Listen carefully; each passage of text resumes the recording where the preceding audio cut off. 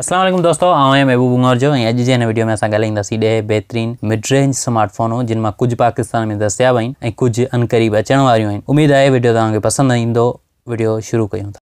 Subscribe कयो मुंहिंजे channel खे ऐं घंटी जे निशान ते क्लिक कयो जीअं हर नए वीडियो जी नोटिफिकेशन तव्हांखे मिली सघे।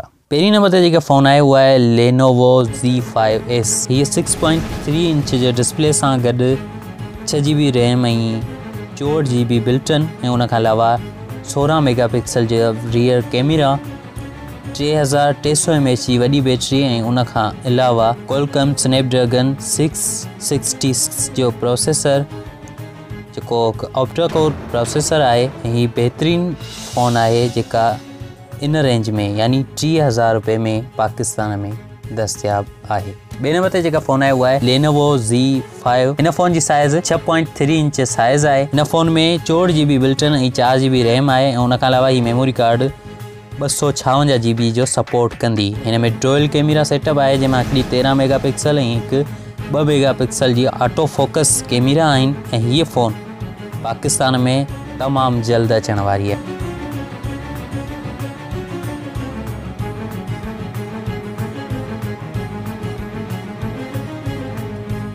दोस्तों टे नंबर ते जेका फ़ोन आहे उहा आहे Realme U1 जेका पाकिस्तान में अनकरीब अचण वारी आहे ऐं हिन फ़ोन जी साइज़ 6.3 इंच आहे ऐं हिन फ़ोन में full HD display, Android Oreo सां गॾु ऐं उन खां अलावा मीडियाटेक जो Helio P70 प्रोसेसर जेको ऑक्टा कोर प्रोसेसर आहे। उन खां अलावा 64GB बिल्टन ऐं 4GB रैम वारो वेरिएंट जेको पाकिस्तान में अचणो आहे कि लीक साम्हूं आई आहे, जंहिंमें ॿुधायो वियो आहे त हीअ फ़ोन पाकिस्तान में 30,000 रुपए जी थियण वारी आहे। जेको ओप्पो जो ब्रांड आहे मूंखे त तमामु बहितरीन फ़ोन लॻे थी। फुल HD डिस्प्ले ऐं वाटर ड्रॉप नॉच सां गॾु डबल कैमरा ऐं फिंगरप्रिंट लॉक बि शामिल आहिनि। दोस्तों चौथे नंबर ते जेका फ़ोन पाकिस्तान में अचण वारी आहे उहा आहे एसोस जी ZenFone Max Pro M2।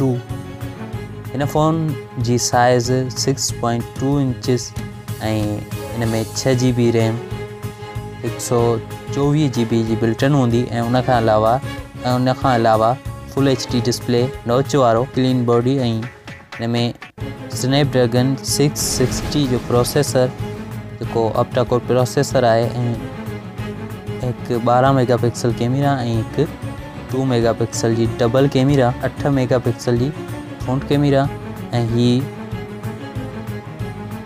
Mid range में अचण जो इम्कान आहे। ही फ़ोन भी तमामु बहितरीन लगे थी। दोस्तों पंजे नंबर ते जेका फ़ोन आहे उहा आहे Honor 8C जेका पाकिस्तान में दस्तियाब आहे, जेका 28,000 रुपए जी आहे ऐं ही फ़ोन भी तमामु बहितरीन डिज़ाइन वारी ऐं नॉच डिस्प्ले वारी फ़ोन आहे, जंहिंजे अंदरि तव्हांखे 6.2 इंचिस जी साइज़, हिन जा 2 वेरिएंट आहिनि। हिकिड़ो आहे 32GB 3GB ऐं ॿियो आहे 4GB रैम, 64GB बिल्टन ऐं हिन में ऑक्टा कोर जो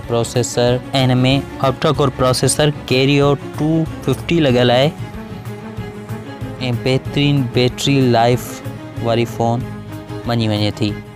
हीअ फ़ोन तव्हां पाकिस्तान में ख़रीद करे सघो था। दोस्तों 6 नंबर ते जेका फ़ोन आहे उहा आहे Oppo A5 ऐं हीअ 30,000 रुपए जी पाकिस्तान में फ़ोन आहे, जंहिंमें नॉच वारो डिस्प्ले, 6.2 इंचिस ऐं 32GB बिल्टन, 4GB रैम, उन खां अलावा डुअल कैमरा जंहिंमें हिकिड़ी 13 मेगापिक्सल प्लस 2 मेगापिक्सल। हिन फ़ोन में तव्हांखे एंड्रॉइड ओरियो जो ऑपरेटिंग सिस्टम मिलंदो ऐं हीअ बहितरीन फ़ोन आहे जेका तव्हां हिन रेंज में वठी सघो था। दोस्तों 7 नंबर ते जेका फ़ोन आहे उहा आहे 43 खां 44,000 रुपए ताईं जेका पाकिस्तान में दस्तियाब आहे ऐं उहा आहे Realme 2 Pro जेका ओप्पो जो ब्रांड आहे ऐं तमामु बहितरीन फ़ोन आहे जेका इंडिया में कामयाबी खां पोइ पाकिस्तान में आई आहे। हिन फ़ोन जी स्पेसिफिकेशन्स जे बारे में ॿुधाइजे त हिन में तव्हांखे एंड्रॉइड ओरियो मिलंदो ऐं हिन जी साइज़ 6.3 इंचिस ऐं हिन में कोलकम जो स्नैपड्रैगन 630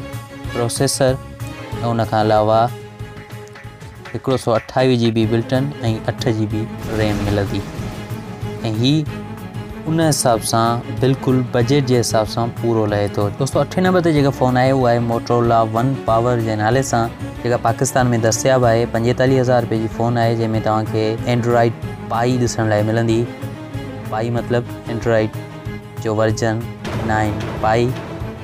ऐं हिन फ़ोन जी स्पेसिफिकेशन जे बारे में ॿुधाइजे त हिन में 6.2 इंच जो साइज़ ऐं फुल HD डिस्प्ले, कॉर्निंग जे गोरिल्ला ग्लास जी protection, 64 GB built-in, 4 GB RAM ऐं हिन जो हिकु ॿियो वेरिएंट आहे जंहिंमें 32 GB बिल्टन ऐं 3 GB रैम आहे। हिन में 256 GB ताईं मेमोरी कार्ड सपोर्ट करण जी गुंजाइश आहे। हिन जे फ्रंट कैमरा 12 मेगापिक्सल ऐं बैक कैमरा 16 मेगापिक्सल जी आहे। दोस्तों 9 नंबर ते जेका मोबाइल आहे उहा आहे Honor 8X जेका पाकिस्तान में दस्तियाब आहे ऐं मुख़्तलिफ़ जेका दराज़ ते हिन वक़्तु 44,899 रुपए जी आहे ऐं Tajer.com ते 44,440 रुपए जी आहे। Shopping.pk ते 42,349 रुपयनि जी दस्तियाब आहे। दोस्तों हिन फ़ोन में तव्हांखे केरिन जो 710 जो प्रोसेसर जेको ऑक्टा कोर प्रोसेसर आहे मिलंदो। 64 GB बिल्टन, 6 GB रैम ऐं ॿियो वेरिएंट आहे जंहिंमें 6 GB रैम ऐं जंहिंमें 4 GB रैम ऐं 32 GB जी बिल्टन तव्हांखे मिलंदी। हिन में डुअल कैमरा आहे, प्राइमरी कैमरा जंहिंमें हिकिड़ो 20 मेगापिक्सल जो आहे ऐं ॿियो प्लस में 2 मेगापिक्सल जो ऐं जेके फ्रंट कैमरा आहे उहा तव्हांखे 18 मेगापिक्सल जी मिलंदी। हीअ फ़ोन मिड रेंज जे हिसाब सां बिल्कुलु सही आहे, जेका वैल्यू फॉर मनी आहे। तव्हां ख़रीद करणु चाहियो त करे सघो था। दोस्तों 10 नंबर ते जेका फ़ोन आहे उहा आहे Redmi Note 6 Pro जेका पाकिस्तान में दस्तियाब आहे ऐं हिन फ़ोन में तव्हांखे एंड्रॉइड ओरियो मिलंदो हाणे। ऐं हिन फ़ोन में तव्हांखे 6.2 इंच जी साइज़, फुल HD डिस्प्ले ऐं 1080p जी रेज़ोल्यूशन ॾिसण लाइ मिलंदी। हिन में कॉर्निंग जो गोरिल्ला ग्लास ॾिनो वियो आहे। उन खां अलावा हिन में 32 GB बिल्टन, 3 GB रैम आहे। हिन में डुअल कैमरा आहे जंहिंमें 12 मेगापिक्सल प्लस 1.9 मेगापिक्सल जी कैमरा आहे ऐं उन खां अलावा 5 मेगापिक्सल जी फ्रंट कैमरा जंहिंमें टिप सेंसर ऐं ऑटो फोकस जो सेंसर ऐं सेल्फी फ्लैश लाइट बि शामिल आहिनि। दोस्तों ही हुई अॼु जी वीडियो। उमेद आहे तव्हांखे पसंदि आई हूंदी। वधीक अहिड़ी वीडियोज़ जे लाइ मुंहिंजे चैनल खे ज़रूरु सब्सक्राइब कंदा। ऐं हा, जेकॾहिं तव्हां फ़ोन ख़रीद करणु चाहियो था त हीअ फ़ोनूं मुंहिंजे हिसाब सां बेस्ट आहिनि 2019 जे लाइ। ऐं वधीक फ़ोनूं त केतिरियूं आयूं आहिनि मार्केट में, तव्हां ॾिसी सघो था। ऐं जेकॾहिं तव्हां चाहियो था त इन तरह जो वधीक कमु कंदो रहां त कमेंट में ज़रूरु पंहिंजो रायो लिखिजो। मां मिलां थो तव्हां सां अॻी वीडियो में। तेसीं ताईं पंहिंजो ख़्यालु रखंदा। अल्लाह हाफ़िज़, गुड बाय।